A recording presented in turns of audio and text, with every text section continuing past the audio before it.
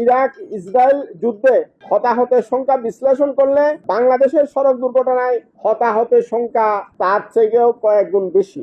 অধিকাংশ রুটে অতিরিক্ত ভাড়া আদায়ের নৈরাজ্য, পথে পথে যাত্রী হয়রানি চরমে পৌঁছেছিল। পবিত্র ঈদুল ফিতরে দেশের সড়ক মহাসড়কে ৩৪৬টি সড়ক দুর্ঘটনায় ৩৫১ জন নিহত হয়েছে, ১,০৪৬ জন আহত হয়েছে।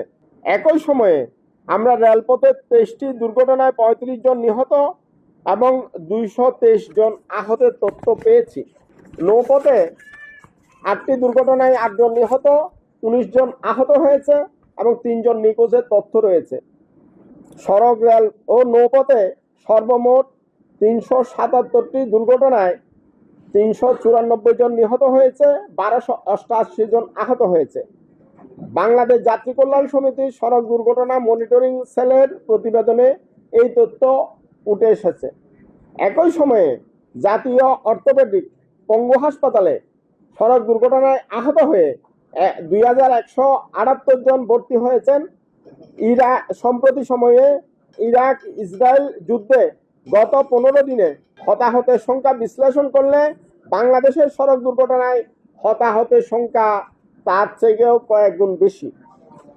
যাত্রী কল্যাণ সমিতির পর্যবেক্ষণে দেখা গেছে, দেশের সড়ক মহাসড়কের অবস্থা আগের তুলনায় ভালো থাকায় যানবাহনের গতি বেড়েছে। সরকারের বিভিন্ন সংস্থা, বিআরটিএ, ভোক্তা অধিকার সংরক্ষণ অধিদপ্তর, হাইওয়ে পুলিশ, বাংলাদেশ সেনাবাহিনীর কার্যক্রম ছিল যাত্রী বান্ধব ও দৃশ্যমান। যাত্রী সচেতনতার কোনো দৃশ্যমান হয়নি। অধিকাংশ রুটে অতিরিক্ত ভাড়া আদায়ের নৈরাজ্য, পথে পথে যাত্রী হয়রানি চরমে পৌঁছেছিল। অতিরিক্ত ভাড়া আদায়ের নৈরাজ্যের কারণে বাসের ছাদে, ট্রেনের ছাদে, খোলা ট্রাকে পণ্যবাহী পরিবহনে যাত্রী হয়ে জীবনের ঝুঁকি নিয়ে দরিদ্র লোকজনের ঈদে বাড়ি যেতে হয়েছে। ঈদযাত্রা শুরুর দিন 14 মার্চ থেকে ঈদ শেষে কর্মস্থলে ফেরা 28 মার্চ পর্যন্ত বিগত 15 দিনে ৩৪৬টি সড়ক দুর্ঘটনায় ৩৫১ জন নিহত, ১,০৪৬ জন আহত হয়েছে।